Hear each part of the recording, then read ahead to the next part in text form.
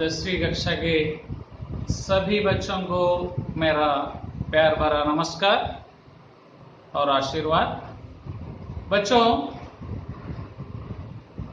पिछले 2 स्टैंजास में हम पहला पार्ट बरसते बादल, पिछले 2 स्टैंजास में हमने समझाया कि आपको श्रावण मास में बरसते हुए बादल किस प्रकार बरसते हैं, श्रावण मास में मेघ कैसे बरसते हैं, बादल किस प्रकार बरसते हैं, इसके बारे में सुमित्रानंदन पंत जी ने हमें सुंदर ढंग से वर्णन किया है। और दूसरे स्टैंजास में जब श्रावण मास के मेघ बरसते हैं तब प्राणी जैसे कि दादुर हो, झिल्ली हो या मोर हो, ऐसे प्राणी जीव जंतु किस प्रकार आवाज करते हुए पुलकित होते हैं, संतोष करते हैं, ये हमने इन 2 स्टैंजास में आपको समझाया। आज हम तीसरा स्टैंजा हम आपको समझाने जा रहे हैं। నాన్న, ఇంతకు ముందు బరస్తే బాదల్ లెసన్లో మనం శ్రావణ మాసపు మేఘాలు వర్షించుచున్నప్పుడు ఆ వర్షం పడేటటువంటి సమయంలో ఎలాంటి సిచ్యువేషన్స్ ఉంటాయి ఫస్ట్ స్టాంజాలో చెప్పడం జరిగింది. అలాగే సెకండ్ స్టాంజాలో ప్రాణులు లైక్ ఈ కప్పలు కానివ్వండి, చిన్న చిన్న ఇన్సెక్ట్స్, జిల్లి ఇన్సెక్ట్స్ కానివ్వండి, మోర్ నెమళ్ళు కానివ్వండి, చాతక పక్షులు కానివ్వండి, ఇలా రకరకాల పక్షులు, జంతువులు ఇవన్నీ కూడా ఎలా పులకరించిపోతున్నాయి, ఎలా సంతోషిస్తున్నాయి అనే దాని మీద మనం చర్చించడం జరిగింది. ఇప్పుడు థర్డ్ స్టాంజాలో ఏం వివరించారు, ఈ శ్రావణ మాస వర్షంలో ఎలా పడుతున్నది, తర్వాత సిచ్యువేషన్ ఎలా ఉన్నది అన్నదే 3వ స్టాంజాలో వివరించడం జరిగింది. చెప్తాను, వినండి నాన్న. చూడండి ఇక్కడ థర్డ్ స్టాంజా. रिम झिम क्या कुछ कहते बूंदों के स्वर, रोम सिहर उठते छूते वे भीतर अंतर, धाराओं पर धाराएं झरती धरती पर, रज के कन कन में तृण तृण को पुलकावली थर. ये है స్టాంజా. ఇది నాన్న స్టాంజా. చూడండి ఇక్కడేం చెప్పాడు ఈ స్టాంజాలో అంటే, రిమ్ ఝిమ్ శ్రావణ మాసపు మేఘాలు కురుస్తున్నాయి నాన్న, వర్షం పడుతుంది, భయంకరమైనటువంటి వర్షం, భీకరమైన వర్షం కురుస్తున్నది. సరే, ఇక్కడ రిమ్ ఝిమ్ ఆ పడుతున్నటువంటి వాన ఎలా పడుతుంది, రిమ్ ఝిమ్ రిమ్ ఝిమ్ రిమ్ ఝిమ్ రిమ్ ఝిమ్ రిమ్ ఝిమ్ రిమ్ ఝిమ్ బారిష్ హోనా. రిమ్ ఝిమ్ అంటే తుంపరల వాన, డ్రిజ్లింగ్ అంటాం మనం. డ్రిజ్లింగ్ తుంపరలుగా పడుతోంది. ఆ కురుస్తున్నటువంటి తుంపరల వాన రిమ్ ఝిమ్ క్యా కుచ్ కెహతే బూందోం కే స్వర్ అన్నాడు. ఆహా, ఎలా పడుతున్నాయి ఇక్కడ, రిమ్ ఝిమ్ అని కురుస్తుంది వర్షం. రిమ్ ఝిమ్ అంటే మీ తుంపరల వాన, డ్రిజ్లింగ్, తుంపరగా వాన కురుస్తా ఉంది. వాన యొక్క ఫ్లో అలాగే పడుతూనే ఉందన్నమాట. తుంపరల వాన పడుతూ ఉంది. ఆ తుంపరల వానని ఏమన్నాడు ఇక్కడ కవి, రిమ్ ఝిమ్ బారిషోనా అన్నాడు. అంతే, రిమ్ ఝిమ్ అని కురుస్తున్నది అని అర్థం. ఏంది, ఆ తుంపరలుగా వాన తుంపర పడతా ఉంది అంటాం కదా, ఆ తుంపరలనే రిమ్ ఝిమ్ అని అంటారు. అంతే, ఇంకే లేదా. రిమ్ ఝిమ్ क्या कुछ कहते हैं बूंदों के स्वर. अरे बूंदों के स्वर, रिमझिम తుంపర పడుతున్నటువంటి బూంద్, వర్షపు నీటి యొక్క స్వర్, వర్షపు నీళ్ళ యొక్క శబ్దము మనకి ఏదో చెప్పినట్లు. క్యా కుచ్ కహతే హై, క్యా కుచ్ కహతే హై. కెహనా అంటే చెప్పడం, కెహనా అంటే ఏమి చెప్పడం. కహతే హై కుచ్ కహతే హై, ఏదో అన్నట్టున్నాయి కదా. అంటే మన మనసుని అంత ఆహ్లాదపరుస్తున్నాయి ఈ తుంపరల వాన అని దీని అర్థం. రిమ్ఝిమ్ రిమ్ఝిమ్ వర్ష హోనా అంటే ఈ తుంపరలుగా వాన పడుతున్నటువంటి ఈ బూందోంకేశ్వర్ అంటే బూందోంకేశ్వర్. బూంద్ అంటే నీటి వర్షపు బొట్టులు. ఈ నీటి వర్షపు బొట్టులు హమే కుచ్ కహతే హై, మనకి ఏదో చెప్పినట్టు ఉన్నాయి కదూ.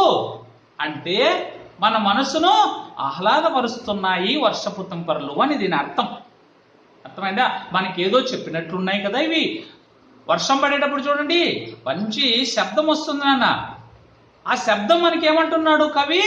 ఏవో ఆ శబ్దం కూడా మనకి ఏదో చెప్పినట్లుంది. అంటే మన మనస్సును ఆనందింపజేస్తున్నాయి ఈ తుంపరల వాన అని అర్థం.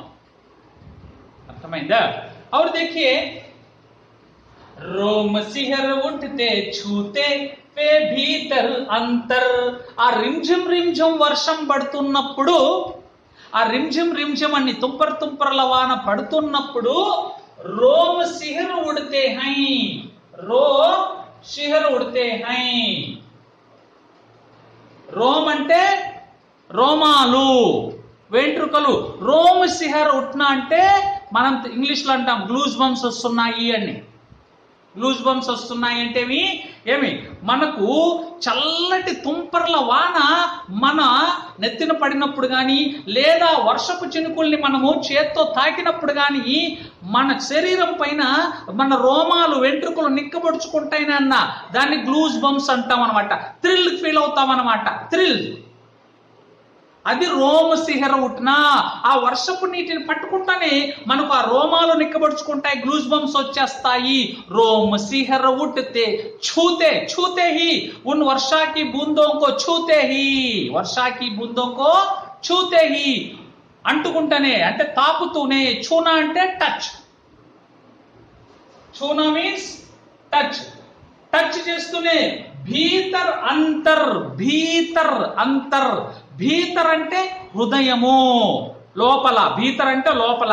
ఏ లోపల? హృదయము లోపల. అంతర్ రకరకాలైనటువంటి డిఫరెన్స్ కైండ్ ఆఫ్ థ్రిల్స్ మన మనసుకి ఆహ్లాదపరుస్తాయి అనమాట. అంటే మన మనసును హత్తుకునే విధంగా ఉన్నాయి, మన హృదయానికి హత్తుకునేలాగా. భీతర్ అంటే హృదయము, అంతర్ అంటే డిఫరెన్స్, అంటే అంతరము అంటే డిఫరెన్సెస్. డిఫరెన్సెస్ అంటే ఎటువంటి డిఫరెన్సెస్? ఇక్కడ మనం ఆ యొక్క బూందు, ఆ యొక్క నీటి బిందువుల్ని తాకుతూనే మనకు రకరకాలైనటువంటి ఫీలింగ్స్, థ్రిల్లింగ్స్ ఇలాంటివన్నీ కూడా వస్తూ ఉంటాయి. అటు తాకుతూనే. చూతే హి, చూనా మీన్స్ తాకుట, టచ్. టచ్ చేస్తూనే, ఆ నీటి వర్షపు టచ్ చేస్తూనే మనకు గ్లూజ్ బంప్స్ వస్తాయి. అందుకే అన్నాడు రోమ సిహర ఉట్న. రోమాలు అంటే వెంట్రుకలు నిక్కబొడుచుకుంటాయి అంటే గ్లూజ్ బంప్స్ వస్తాయి. ఆ వర్షపు నీటిని తాకుతూనే, ఆ చినుకుల్ని తాకుతూనే థ్రిల్కి ఫీల్ అవుతాం, మన హృదయానికి హత్తుకునేలా ఉంటుంది. భీతర్ అంతర్ అంటే భీతర్ అంటే హృదయము, హృదయం లోపల రకరకాల ఫీలింగ్స్, మనకు సంతోషదాయకమైనటువంటి మనో ఉల్లాసాన్ని కలిగించేటటువంటి ఫీలింగ్స్ మనలో వస్తాయి. అలా రకరకాల ఫీలింగ్స్, రకరకాల అటువంటి ఫీలింగ్స్ వస్తాయి అని ఇక్కడ అర్థం నాన్న. అర్థమైందా? అలా టచ్ చేస్తూనే వర్షపు నీటిని అలా అనిపిస్తుంది మనకు. అది. దాని తర్వాత నెక్స్ట్ చూడండి, తర్వాత ఏం జరుగుతుంది? धाराओं पर धाराएं झरती धरती पर, धाराओं पर धाराएं झरती धरती पर అన్నాడు. ధారాओं पर धाराएं, విపరీతంగా జోరుగా కురుస్తున్నటువంటి వర్షము ద్వారా, వర్షము బాగా బిగ్గరగా జోరుగా పడుతుంది, ఎటు చూసినా వర్షం పడుతుంది. అటువంటి సమయంలో ఇప్పుడు మనం కనుక చూడగలిగితే, ఇప్పుడు ఇది వర్షాకాలం జరుగుతోంది, మనం చూస్తున్నాం. మన చుట్టుపక్కల కూడా, మన ఊర్లలో కానీ చుట్టుపక్కల కానీ వర్షం పడుతుంది, భయంకరమైన వర్షం పడుతుంది. వారం రోజులు 10 రోజులుగా చూడగలిగితే ఎటు చూసినా ధారా ఓం పర ధారాయి, ధారా ఓం పర ధారాయి అంటే నీటి ప్రవాహాలు. ఎటు చూసినా, ఏ వీధిలో చూసినా, ఏ మూల చూసినా, ఏ వైపు చూసినా ధారా ఓం పర ధారాయి, నీటి ప్రవాహాలు, ధారలు, నీటి ధారలు, ఫ్లో ఆఫ్ వాటర్. ధారా ఓం పర ధారాయి ఝరతి ధరతి పర్ అన్నాడు. ఝర్నా అంటే ప్రవహించడం, ఫ్లో అవ్వడం, ప్రవాహము. ఏ ప్రవాహము? వర్షపు బిందువుల ద్వారా వర్షము కురిస్తే పడినటువంటి ఆ వర్షపు నీళ్లు ప్రవాహాలుగా ఝర్తి, ఝర్తి, ఝర్తి అంటే ప్రవహిస్తున్నాయి. ఎక్కడ? ధర్తీ పర్, భూమి పైన. ధర్తీ అంటే భూమి, ధర్తీ కా అర్థ క్యా హై? భూమి. పర్ అంటే పైన. ఈ భూమి పైన ఎక్కడ చూసినా ఏమి? ఈ ప్రవాహాలు, నీటి ప్రవాహాలు ప్రవహిస్తున్నాయి, ఫ్లో అవుతున్నాయి, ఫ్లో ఆఫ్ వాటర్. ధారా ఓం పర్ ధారా అంటే ఎటు చూసినా ధారలు, నీటి ధారలు, నీటి ప్రవాహాలు. అటు చూడరు, ఆ కాలువ చూడు, ఈ కాలువ చూడు, ఈ వీధిలో నీళ్లు చూడు, ఇంత లోతుకు వచ్చాయి, అంత లోతుకు వచ్చాయి అని అనుకుంటాంలా. అవన్నీ ధారలు, నీటి ధారలు నాన్న. ఈ నీటి ధారలు ఎటు చూసినా ఈ వర్షానికే ప్రవహిస్తూ ఉన్నాయి, ప్రవహిస్తూ ఉన్నాయి. అర్థమైందా? అది మూడో దానికి మీనింగ్, మూడో లైన్. నెక్స్ట్, रज के कन कन में तृण तृण को पुलकावली थर అన్నాడు. రజ్ కే కన్ కన్ మే తృణ తృణ కో పులకావలి థర్ అన్నాడు. అంటే దీని అర్థం ఏంటి? రజ్, రజ్ కే కన్న కన్న మే. రజ్ అంటే మిట్టి, మట్టి. రజ్ అంటే మట్టి, మట్టి. నాన్న, భూమి మీద వర్షం పడుతూనే, ఈ మట్టి మీద వర్షం పడుతూనే ఫ్లో అవుతోంది, వాటర్ ఫ్లో అవుతోంది. రజ్కే కన్నకన్నమే. రజ్ అంటే మట్టి, కన్నకన్నమే. భూమి మీద వర్షం పడుతుంది, భూమి మీద ఏముంది? మట్టి కణాలు ఉన్నాయి, దుమ్ము ఉంది. మట్టి, కన్న పర్టికల్ కణాలు, దుమ్ము కణాలు, మట్టి ఉంది, మట్టి. రజ్కే కన్నకన్నమే అంటే మట్టి, అంతే. రజ్కే కన్నకన్నమే, దుమ్ము కణాలలో నుంచి, దుమ్ములో నుంచి, మట్టిలో నుంచి తృణ తృణకో, తృణ తృణకో. తృణ తృణ అంటే ఏమి? తృణ అంటే గడ్డి, తృణ తృణ అంటే గడ్డి, గడ్డి పోచలు. పులకావలి థర్, థర్ అంటే ఏమి? భూమి. ఈ గడ్డి పోచలతో, పచ్చటి గడ్డి పోచలతో భూమి పులకరించిపోతున్నది. పులకావలి థర్, థర్ అంటే భూమి, భూమి పులకరించిపోతున్నది ఈ గడ్డి పోచలతో. అంతే కదా నాన్న? వర్షం భూమి మీద పడుతుంది, భూమి మీద మట్టి ఉంది. ఈ మట్టి కణాల నుంచి తృణ తృణ ఈ గడ్డి పోచలు భూమి మీద మొలుస్తున్నాయి. థర్ అంటే భూమి, భూమి మీద మొలచి ఈ భూమి పులకరించిపోతోంది, పులకరించిపోతోంది, సంతోషపడుతున్నది. భూమికి పచ్చని రంగేసినట్టు అమ్మలా అన్నట్టు భూమికి పచ్చటి కొంగు చుట్టినట్టు ఎటు చూసినా పచ్చదనం. చారోं ओर हरियाली छा जाती है, कहीं भी देखो हरियाली ही हरियाली दिखाई देती है.